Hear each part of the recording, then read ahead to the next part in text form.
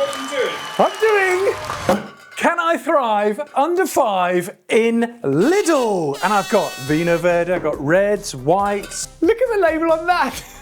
Penguin. I think we've got 8. All the wines that I thought might not make me sick. This is where the money is, Fred. So this is going to be our pass shelf. 2 glasses only. I wouldn't drink any more. This is going to be our class shelf. I'd guzzle the old bloody lot. Guess what that one is, Fred? It is the Arse shelf, where some of these guys, I think, might end up. Oh, by the way, stop there. Let's just get this into perspective. £5 is not a lot of money when it comes to wine. £3.30 of that, something, depending on alcohol, is tax. Then, none of this stuff is made in the UK.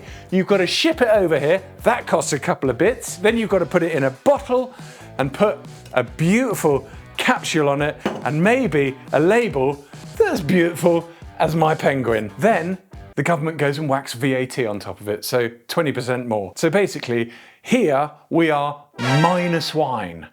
That frightens me. I'm going to frighten myself, first of all, with a Vinho Verde. Here we go. We're northern Portugal. I love this piss. It's generally fresh, fruity, zippy. Or should we open them all? They're screw caps. We can go as we go. But do you not want to do a thing? Do you want to do a thing? I want to do a thing.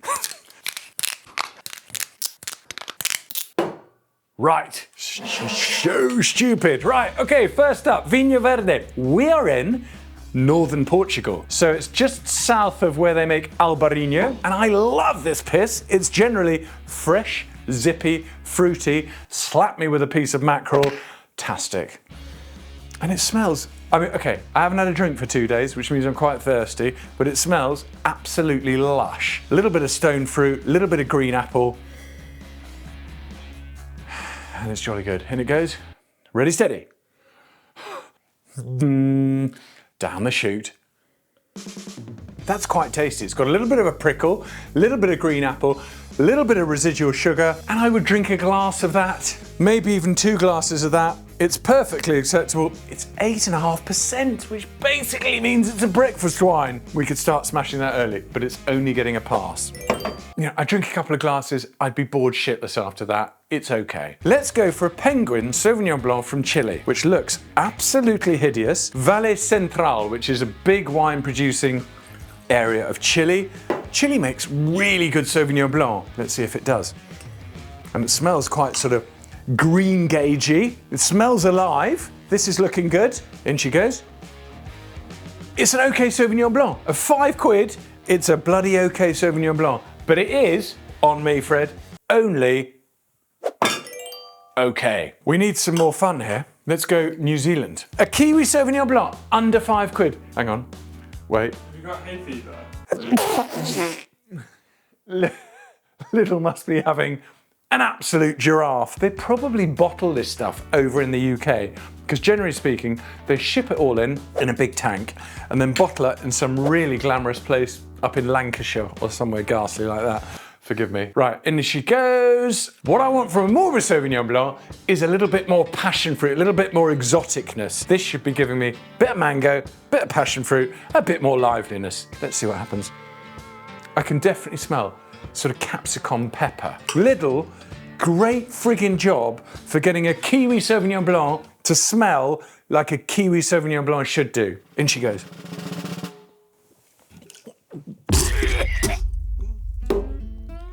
We've gone out. Oh God, that's a horrid wine. That tastes a little bit like somewhere between screen wash and battery acid. Our first Lidl on the Arse shelf. Smells like a Kiwi Sauvignon Blanc, but you behave very, very badly. Stay there, don't come out. So this Sauvignon is from France. It's the Pays d'Oc, which means it comes from generally the south of France, and it's by Chevalier de Fauvert, whoever the hell they are. Sauvignon from France should be a little bit softer and maybe a little bit more herbaceous. So it should smell sort of nettly and grassy maybe.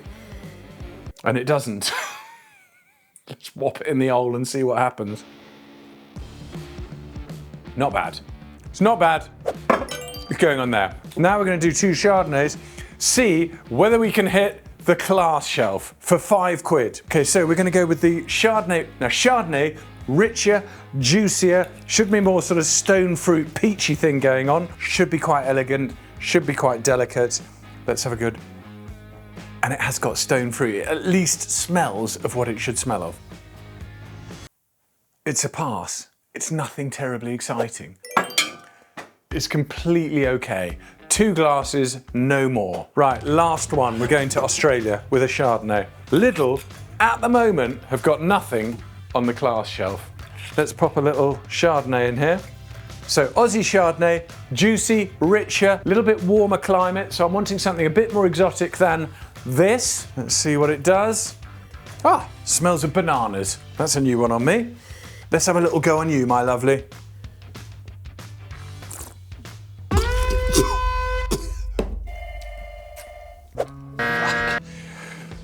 That is a horrid, horrid wine. Get the doorbell, Fred.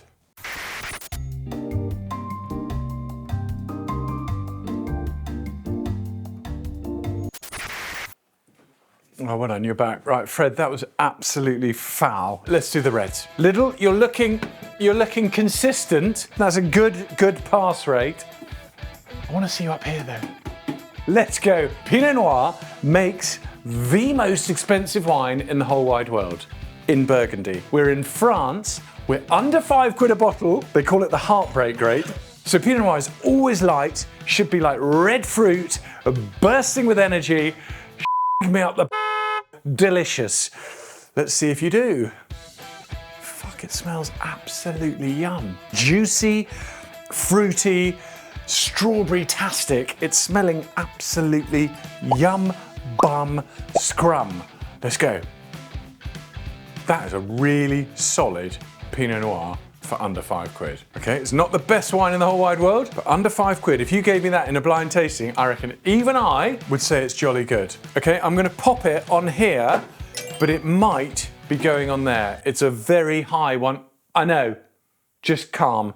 It's a very high one of those. Merlot. Now, Merlot makes some of the filthiest wine in the whole wide world. This one's got a boomerang on it. I wonder what, Fred, what the fuck are you doing? Sorry, I'm just texting. He's texting. Here we go. Merlot from Australia. Watch the film Sideways and you'll get a feel for how disgusting Merlot is. It generally tastes of sort of soft, gloopy, jammy bollocks. Unless it's grown in Pomerol where it makes very fine wine, far too fine for me. It smells juicy and jammy. It's a really good bloody Merlot. It's a bloody, juicy, lovely, fleshy, very good Merlot. Let's not fuck about. Let's put that on the class shelf. Boomerangy Merlot, you're on the class shelf, because under £5, your label is hideous, but I would drink that. I'd drink it. You're good. But You're very good. You're very good. You're very good. Funnily enough, I'm now interested. We've got a Merlot from Aldi at under £5 that hit that shelf. I want to taste the two against each other, Fred. Can we do that in the next video? I'm not sure I can afford it. Fucking Fred. You always want a pay rise, don't you? Cabernet makes some of the greatest wine in the whole wide world. Its home is in Bordeaux, but here we're in Chile. I love a Chilean Cabernet. The difference between Cabernet and Merlot is Merlot's quite juicy, fleshy and plummy. Cabernet's got a little bit more grunt to it and has a more blackberry. Yeah, it's fucking leafy, blackberry, nice stuff.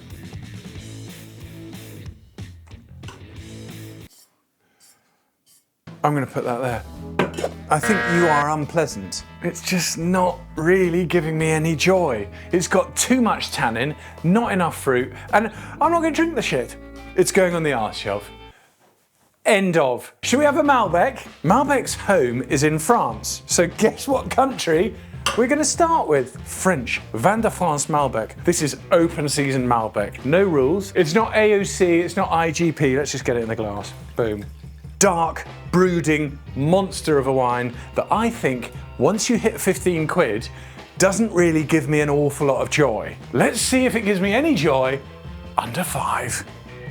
And it smells quite Malbec-y. It's got, Fred, this is like plummy, mulberry, blackberry. There's nice fruit. Not bad fruit, nice fruit. That's a bloody solid wine. This one gets a class. Now you've got to concentrate here.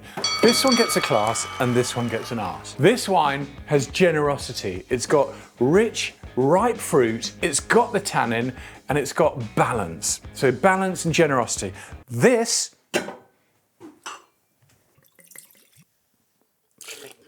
tastes like your flip-flop. It's not good. Here, on that, that's where I want to be. I want to now have a go on Malbec, the flamenco dancers from Argentina. So here we've got Argentina. What I loved about the Malbec there is that it gave me juicy, generous fruit, which generally France struggles with. Argentina, always juicy, generous fruit. Malbec, still looking for plum, still looking for blackcurrant. Don't film this bit.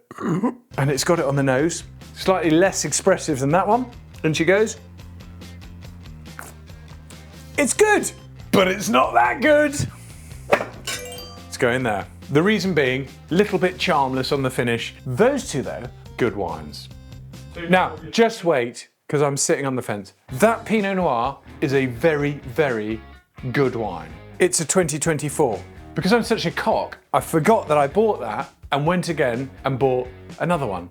But it's a 2025. Got it, Fred? Fred loves this shit because he never knows it's gonna happen. Does this give us the edge to take us from pass to class? And what the year will do is just means the fruit is a year younger. So it should be slightly brighter, slightly more expressive, and slightly more yummy.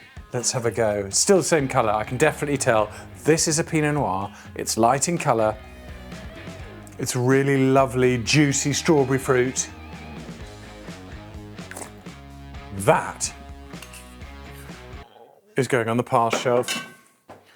Sorry, Pinot Noir's a pass, Merlot and Malbec, utter class. See you next week. What am I doing next week?